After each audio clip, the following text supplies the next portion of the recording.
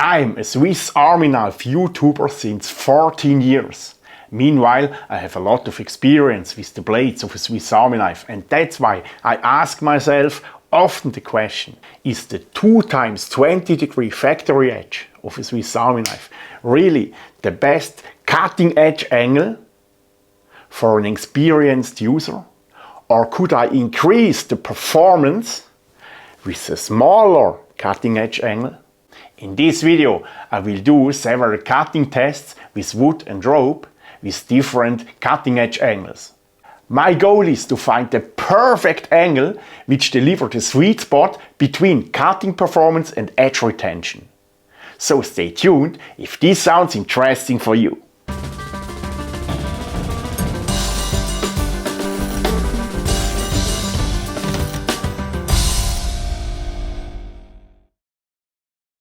Hello YouTube, welcome to another Swiss Army Knife workshop video. In this series I show you maintenance and customization tricks for your Swiss Army knife. A Swiss Army knife is helpful for many different tasks. With a Swiss Army knife you can cut food, leather, rope, paper, cardboard, softwood, hardwood and many things more. The 2 × 20° factory edge from a Swiss Army knife is for sure a good compromise that everyone on this planet can cut 1,000 different things. This factory edge is a little bit like a Toyota Corolla that works for almost everyone in almost every situation. But if you are a skilled car driver with more driving experience than the average, you can also drive a car with a more sensitive but more powerful motor. The same is with knives. If you have a little bit more knife experience than the average population, if you know what a sharp cutting edge really don't like, you can also handle a knife with a slightly thinner edge geometry. And then you will have a higher performance without losing edge retention. So my main question in this video has to focus on which cutting edge angle on a Swiss Army knife is the sweet spot between cutting performance and edge retention if I work with middle hard wood like maple, birch or hazel. So in this video I will do different tests with hazelwood and rope. And after these tests I want to be able to deliver you not just a gut feeling, I want to deliver you a measurable result. And that's why I asked Romain Cassé if he can help me. Romain Cassé is in my opinion one of the best knife makers on this planet. Romain Cassé owns the necessary professional equipment which I need for this video. And now I will start my car and I will drive 80 kilometers in direction south, and there I will meet Romain Cassé in the office of his company Cassé Knives.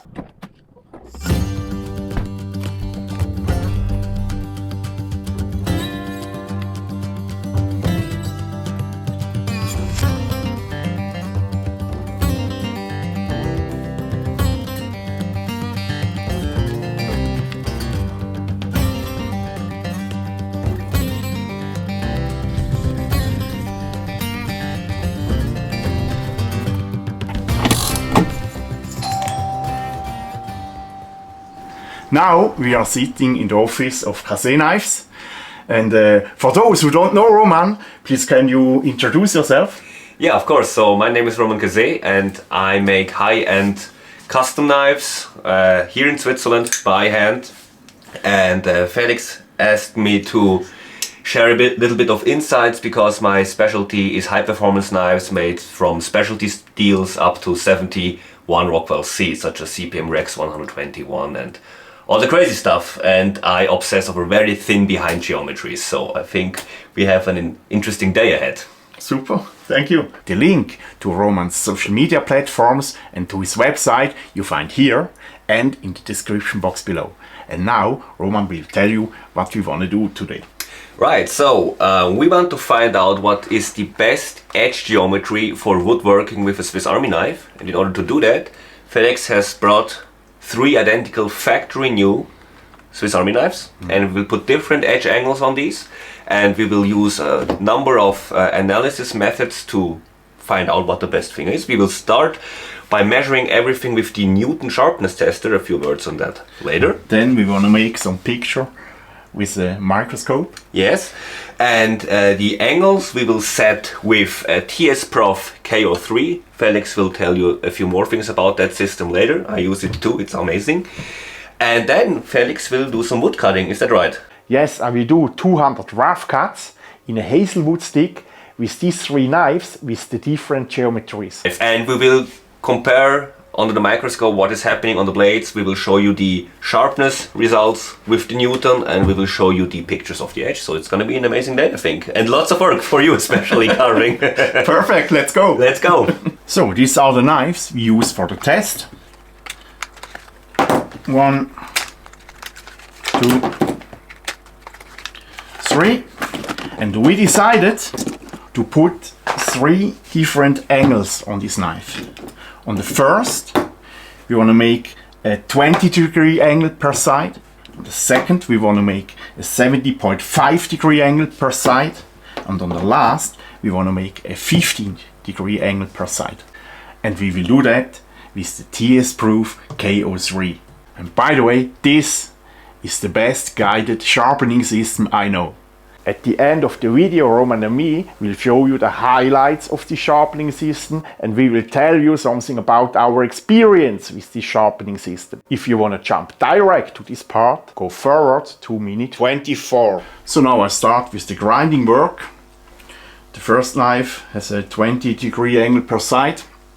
Put a little bit oil on the diamond plate. So now I need 20 degrees, this is perfect. So now I can start.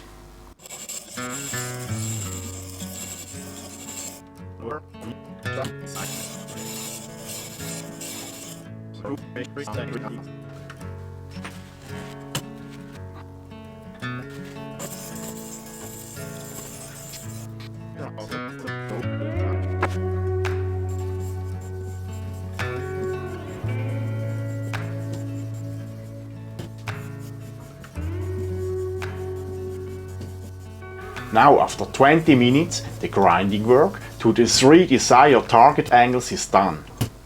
Now I will show you the 3 different cutting edge angles on the goniometer. So this is the 2x20 degree knife.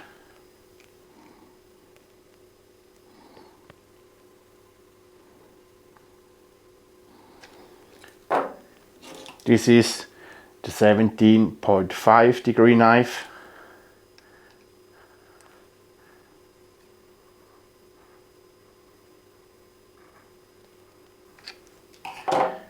And this is the 2x15 degree knife.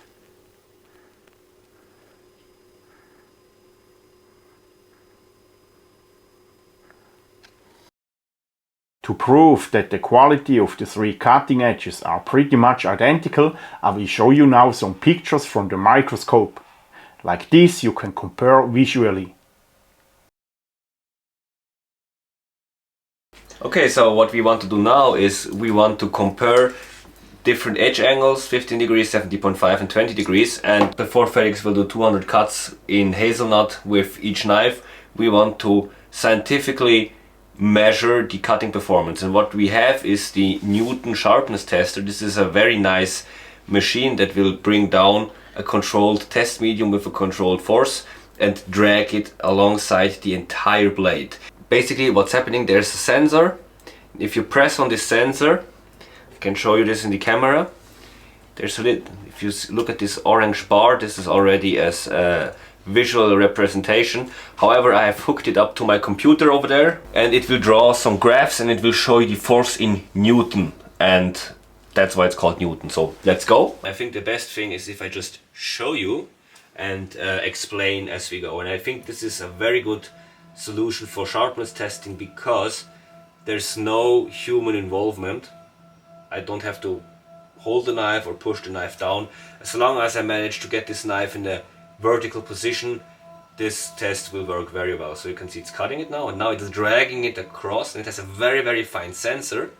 And if you switch over maybe to the laptop screen here, you will see a graph And this graph shows us the initial sharpness from second 0 to second 1. We have this value, this is the Schärfekämme, this is basically how sharp the blade is. It's comparable to BESS.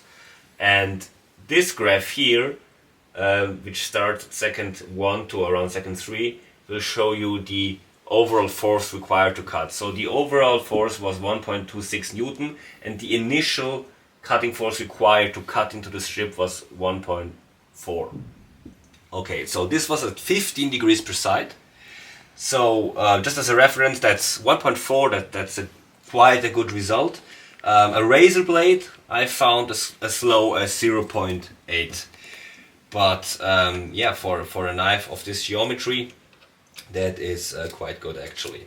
Alright, so we take out the 15 degrees one and put in the 17 degrees one. Correct. So I use fresh medium and we wait. And each test with this machine, with the Newton sharpness tester, that's the name of this machine, takes a bit more time compared to a BESS, for example. But again, you don't have human involvement when it comes to guiding and moving the blade. Alright, this is the 17.5 degree edge. And this is, yeah, now we have a higher initial force required, so the blade is quote-unquote duller.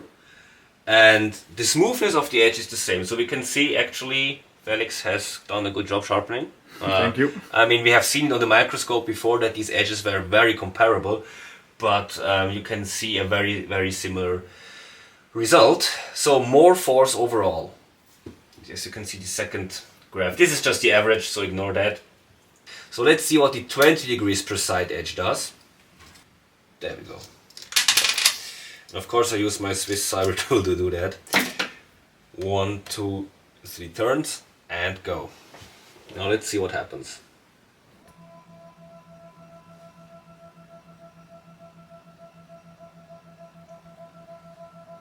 And yeah, it takes time. But again, I think it's worth it. And now let's look what the graph does. Let's see if the trend continues, but it should. Yeah, there we go. So, yeah. I'm not 100% sure what happened at the end there. But maybe I haven't set it up exactly the same. Or maybe there was a little bit of difference in sharpening, but we can clearly see more initial force and more overall force. So, yeah, a thinner edge should give Felix much less resistance in cutting later, the wood. We'll see with his experience if he will confirm that and how much his findings in real life will reflect this measurement. Let's try out. Let's try it out. Let's go. So now we make 200 cuts in hazelwood with every knife, and we start with the 2 times 15 degree knife.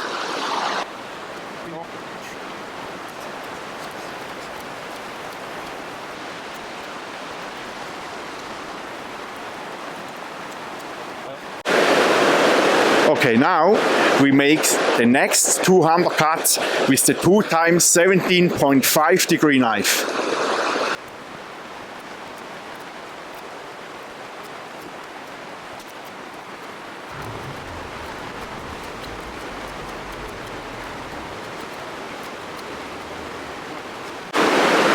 So now we make the last 200 cuts with the 2 times 20 degrees knife.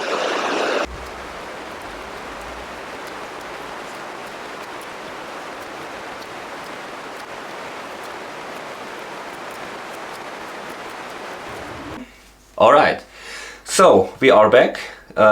Felix has done 600 cuts, 200 cuts per knife, and his hand is hurting. I suffered. He did, so please value his sacrifice.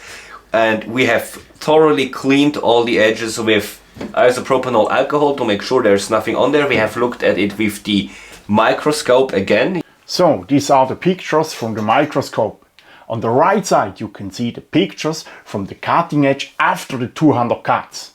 You can clearly see that the apex reflects more light as on the picture before the 200 cuts. In my opinion, you can also see that the apex from the 2 times 70.5 degree knife is the sharpest after the test. I can't read more from these pictures, but Roman has also an old size microscope where you can magnify much more than on this digital microscope. There we noticed that the 2 times 15 degree apex was slightly bended at some spots. This could be an indicate that the cutting angle of 30 degrees is too small for heavy duty work on medium hard wood. Unfortunately, we were not able to photograph this apex sharp. And now let's go back to the tests on the Newton sharpness tester. This is the curve before we did the hazelwood cutting, and we were at 1.4 Newton. And now this is the same edge after the 200 cuts in wood. And let's see what kind of curve we get. So the curve will of course be higher, but let's see how much more force we need after cutting 200 cuts in wood. And we have of course put the knife in the same position. That's very important.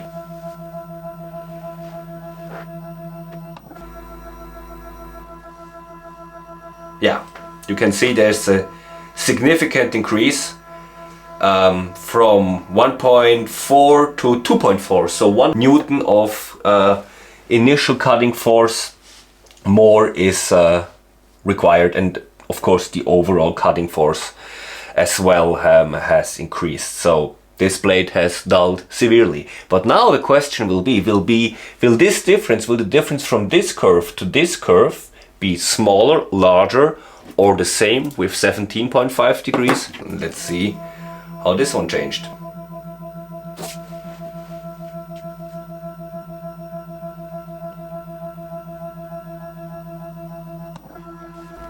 There we go.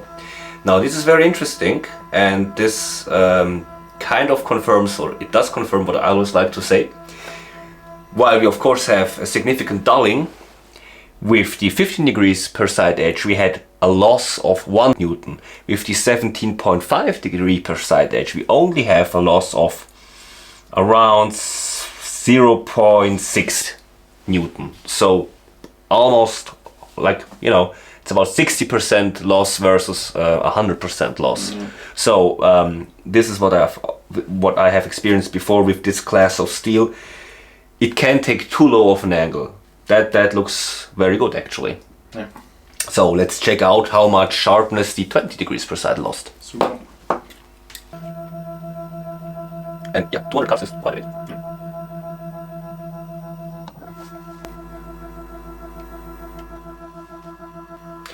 There we go. So that's interesting, we went from 2.2 to 2.7. So that's a 50% loss, interestingly enough. So less loss than with the 17.5 and the 15, but the jump or the amount of retained edge retention is less than on the 17.5 degrees. So yeah.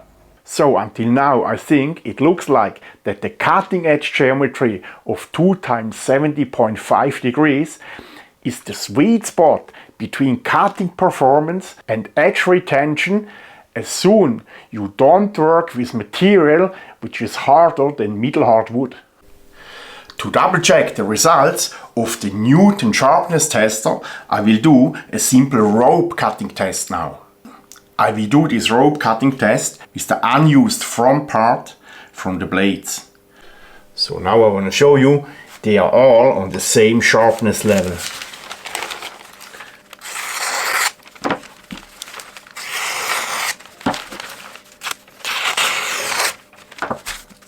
I start with the 20 degree angle on each side.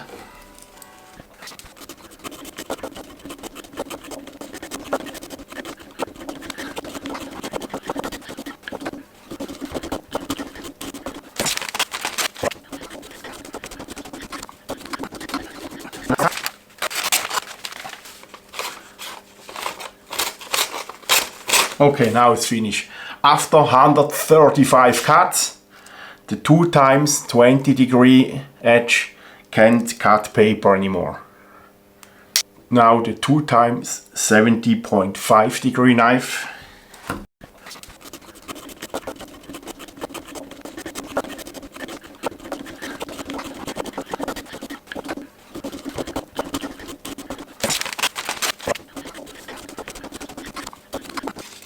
So now I would say after 180 cuts, I'm not able to cut newspaper clean with this blade. Now let's test the 2x 15-degree knife.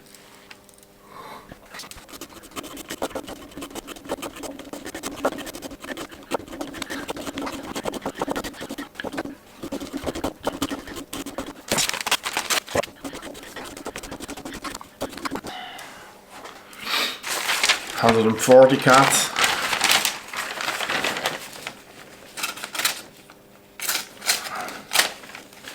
Okay, now it's done. So here is the result of my test. 2x 20 degrees, I made 135 cuts. 2x 70.5 degrees, I made 180 cuts. And with the 2x 15 degrees, I made 140 cuts.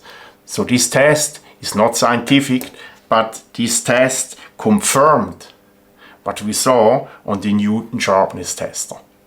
I think it's time for our sum up and what we think, what the best angle is, right? Yeah. From my side, this is something I always say, geometry cuts. You have to tailor-made your knife or your edge to the task at hand. And when it comes to wood cutting, I would say a finer, more acute edge at 70.5 or 15 degrees per 0 degrees per side is better, definitely. I also did a little bit of cutting, and definitely I would go for 15 or 17.5 on a Swiss Army knife. Yeah. We are focused on Swiss Army knives right now. 20 degrees for me, honestly more for EDC when I have to cut other kinds of stuff. Yeah. But even then, if I had to choose one edge angle for the rest of my life for a Swiss Army knife, it would be 17.5. Period. That was my learning today. Yeah. How about you? And after I saw the pictures from the 15-degree knife, Right. My decision would also be on the 70.5 degree Yeah. angle. I mean, If you know what you make with the knife. yeah. Yeah, if experienced, if you know what you're doing with a knife, there's no reason not to choose this. And honestly, Yeah. if you make a small nick in your blade, I mean, here's the guy who teaches you all these cool sharpening tricks, right? But yeah, don't be afraid. I always say, geometry cuts. That's my advice for anyone. Sharpen your knives, get them to know, and 17.5 for Swiss Army knives. That's where's life. Sorry for the pun. I would say try it out. Try it out, yeah. Make a 70.5 degree per side on your Swiss Army knife. Try it out. Let us know. Yeah, let us know what your experience what you is. think. Yeah, and you can always go back to 20. Yeah. It's always easier to go from a more acute angle to a flat angle. The other way around is more time consuming. But if you're like, I don't really like it at 17.5, a few minutes and you're back at 20. But again, I felt the difference. You felt it, right? I know. Between 17.5 and 20. And I saw you struggling. The moment you changed from the 17.5, you were just... I saw it all live. People will see it in a sped up motion, of course, but the moment you went to the 20 degrees, I could really see you struggling more. Super. Right. Super. So now at the end of this video, Roman and me want to share with you our experience with the K13 sharpening system. And as I said, this is the best sharpening system I ever had. First of all, I like the massive ground blade because I don't have to use such a C-clamp to fix the system on the table, so this is stable enough. The second thing I really like on the system is the swivel mechanism, because you can change the side without unlock something. My personal highlight is the digital protractor on the guidance rod, and here you can see the angle you are working. Another highlight for me is this screw. This is the high compensator for the stones. So if you work with stones with a different high, you can compensate this here. And it works like this. You loosen this mechanism, the screw here. You put the stone between the two matching surfaces and lock it. And if I want to switch to a thicker stone, like this one for example, I have to loosen the screw, put it in there, tight the screw, and it's done. so I can keep working. I don't need to mess with any angle cubes or something like that. Thank you, Roman, for your explanation. Another thing I really like is this solution with the rest plate.